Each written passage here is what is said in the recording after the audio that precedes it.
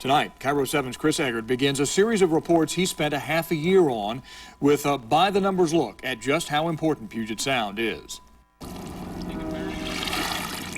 To really appreciate just how much of an impact this big, beautiful body of water has on western Washington, you need to see it by the numbers.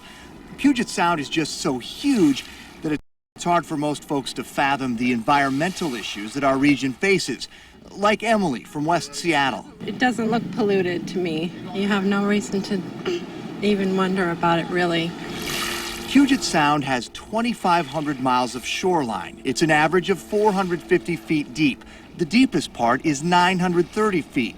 There are 10,000 streams and rivers that flow into the Sound, with 3.5 million people living in the region. By 2025, it's estimated that 5.2 million people will live here. Ships drive the economic engine of Puget Sound. The ports of Seattle and Tacoma combine to be the second largest U.S. port for container traffic, with an estimated value of $70.5 billion. Our salmon are just 8 of 200 different species of fish. Commercial fishing generates $3.2 billion of annual revenue. And there are 22 boats dedicated solely to watching our region's 3 resident orca pods. One of those boats, the Friday Harbor-based Western Prince. Crew member John Boyd has dedicated most of his adulthood to orcas. They are very important to a lot of us who live out here. For me, it's my career, and so I'd hate to see them leave. Now consider that according to the Puget Sound Partnership, there are 91,700 acres of contaminated mud and soil. 1 billion gallons of treated wastewater is dumped into the Sound every day, along with 1 million pounds of chemicals that are legally released into the water every year. And as impressive as those numbers are, it's much more than the numbers. Puget Sound is about people. The millions of people who live here who knowingly or unknowingly contribute to its decline, and the people working hard to bring these waters back. Like Jeff June, an environmental contractor who pulls abandoned fishing gear from the bottom of the seafloor. Jan Newton, a UW researcher studying fish kills on Hood Canal. Or Jenny Arbison of Edmonds, just a regular person doing her part to cut down on stormwater runoff one native plant at a time. You'll get to know them and appreciate their work over the next few days. I'm Chris Egert, KIRO-7 Eyewitness News.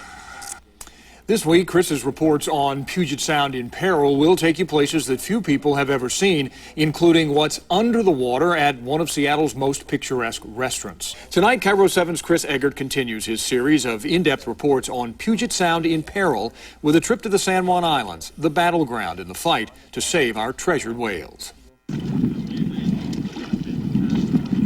In the San Juan Islands, it is all about the orcas.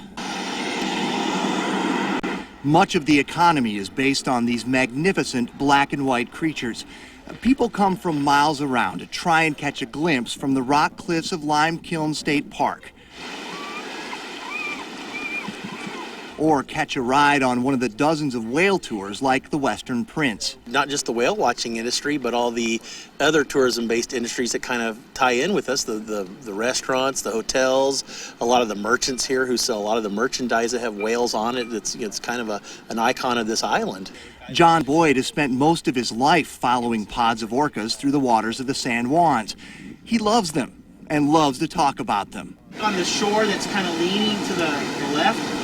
And particularly loves to help people see them. Oh, it's wonderful. It's great to see the wildlife in the wild.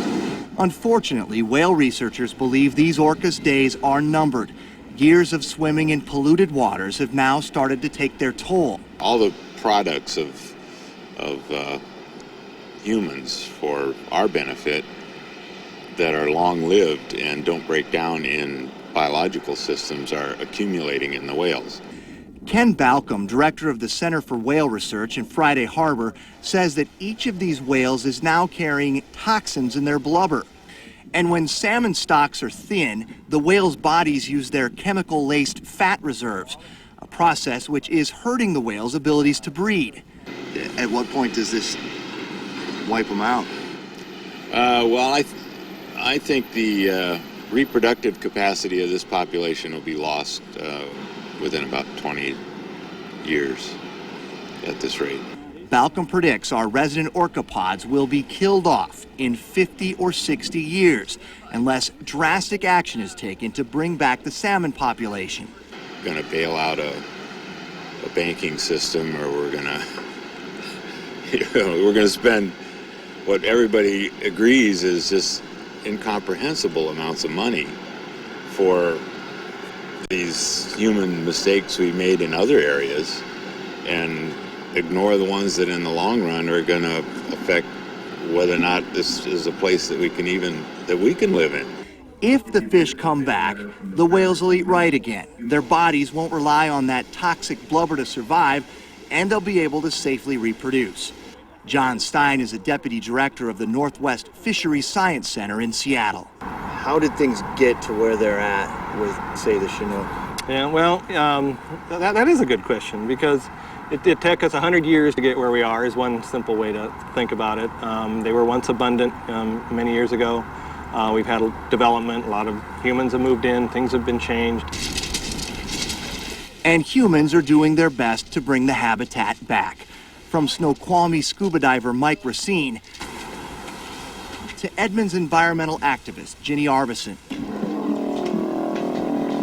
Their hope is that all of us live by their example and do things to cut down on stormwater runoff to help our native wildlife survive. Because the whales are sort of like a canary in a coal mine, an indicator species. What happens to them will eventually happen to all of us. I'm Chris Egert, KIRO-7 Eyewitness News. We've set up a special section of KIRO-TV.com. Well, tonight, KIRO-7's Chris Egert continues his in-depth series of reporting on our Puget Sound in peril under a popular Seattle restaurant where something is bubbling up that few people have ever seen. It's our backyard, Puget Sound, a big, beautiful backdrop for all of Western Washington. Many of us get to see this view every day, and it is truly breathtaking. But there's another view you should see, equally breathtaking, but in a bad way. The ugly brown water you see pouring out of this pipe isn't toxic waste, it's water, rainwater, dumped into the sound after just an average weather event. This particular stormwater outflow just happens to be a few feet under the window of one of Seattle's most picturesque spots, Salty's on Alki Beach. And it is a river, a pipeline this big around, spewing forth a brown, noxious soup of nastiness. It is unbelievable. It is dramatic, and it's somewhat scary when you come up on it and it's in full roar. Mike Racine heads up a network of volunteer divers called the Washington Scuba Alliance. He sees what many of us never get the chance to see, the bottom of Puget Sound. And he says it is not a pretty picture. Racine says to really understand what's happening in the Sound, one needs to look topside at everyday things like watering the bushes or washing the car. Think of one tiny droplet of water as it trickles down the landscaping, perhaps picking up pesticides, then hitting the asphalt where it picks up oil and gas before it creeps over the edge of the storm drain and then plops into the stormwater pipe where it will drain straight into Puget Sound. Now, multiply that one dirty little drop of water by 1 million, by 1 billion. I think we're just beginning to realize how much our daily living impacts things, including the sound. Ginny Arvison may be watering now, but that's only because her condo complex just planted these shrubs and trees a few days ago. And they picked these native species so they'd never have to water them again. Theirs is a perfect example of ways that the average Joe can cut down on stormwater runoff. Chopper 7 takes you high above an unintended consequence of the runoff, algae blooms. The blooms do happen naturally, but the Washington Department of Ecology is also studying what effect that we are having on the development of these blooms. Ecologists believe that fertilizers draining into the Sound make these blooms happen more often and make them more potent. Those same fertilizers are also believed to have an effect on the many species of fish swimming in the Sound. Although most people, like recreational fisherman Norm Santorin, don't necessarily consider that big of a problem. We've heard that if you eat a little too much of some you might catch something. But, you know, if you just limit it. But as our 6-month-long investigation found, there are indeed problems in Puget Sound. We take our cameras diving deep into places most have never seen. In our next story, the aftermath of hundreds of years of fishing. Gill nets, once used to catch fish, are now catching everything else. I'm Chris Egert, KIRO-7 Eyewitness News. Tonight, KIRO-7's Chris Egert continues his special report on our Puget Sound in peril and takes one of our news photographers to a place that only a handful of people have ever been. It's time for some fishing off of Kitsap County's Point Jefferson. And with the help of the crew on board the Betsy, we really did catch a lunker. Just look at that. What's on the end of this line smells like wet, rancid garbage, and it looks even worse. Crews are removing the derelict fishing gear under a grant by the Northwest Straits Commission. We've identified over 110 different species that we found in the nets. It's just a snapshot of what they're capturing over time in the time that they're in the water. Spokesperson Ginny Broadhurst says that over the years, fishermen lost thousands of old gill nets and crab pots in the water and never went back to retrieve them. Now those nets continue to catch and kill. So there's all three. That's a male red rock crab. A little bit weak, but he's in pretty good shape. I think he'll make it. While environmental contractor Jeff June works to free the crabs that are alive and throw them back into the water, a diver heads down to the sea floor. There's a rock, has some sunstars that were on the net there. They communicate with the captain up in the boat and coordinate how they'll pull up the net. A very complicated process considering that one net can easily be longer than a football field.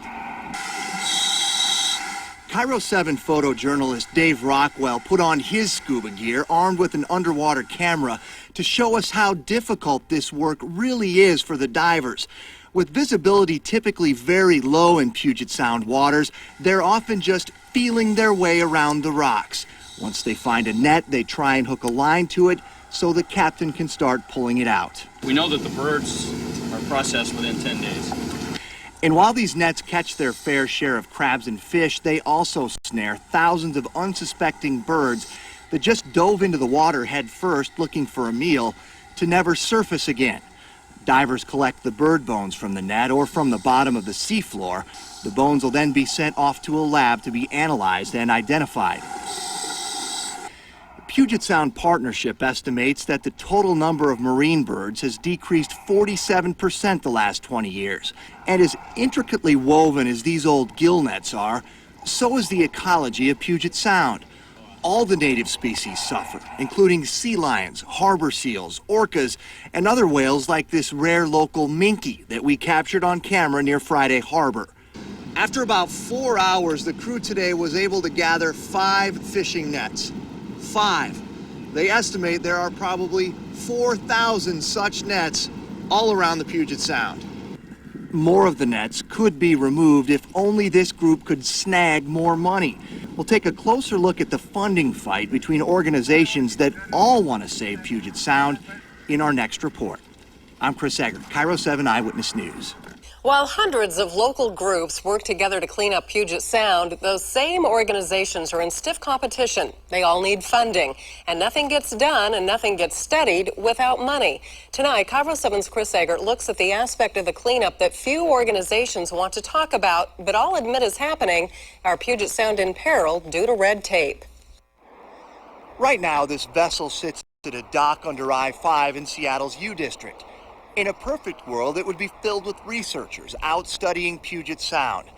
But the boat doesn't go out until the money comes in. There has to be dollars for action as well as research, as well as outreach to the public, because, as you say, it's so easy to look out at Puget Sound and say everything's beautiful. UW researcher Jan Newton heads up a project to study fish kills in the Hood Canal. Her work has found high nitrogen levels caused by people's septic systems are killing the fish. She's also found that those same high levels can be created by our native alderwood trees. And as dramatic as this dead fish video is, she feels that there are far more dramatic things happening with the ecosystem. We really need to know not just these, riveting fish kill events, but also how it's affecting the food web.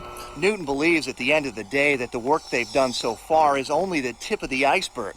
And the more research they can do, the more they can know about what is really going on. But research costs money, and there are a lot of other groups out there fighting for the same funding.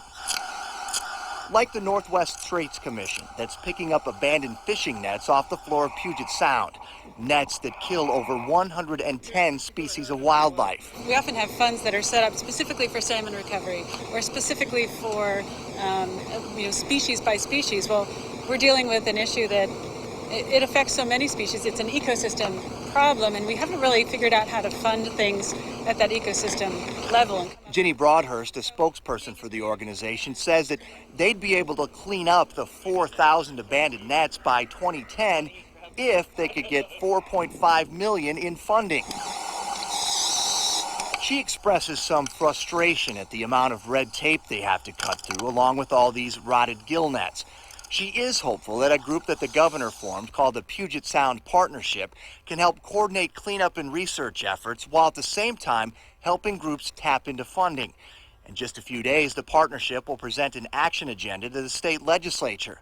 But with the economy in a mess, state and local budgets in turmoil, the question is, what can the partnership really get done? Unfortunately, a lot of what we have seen in the past has just been more paperwork and futzing around, But I think that their role will be as educators of the public to the needs and the pathways to recovering Puget Sound, and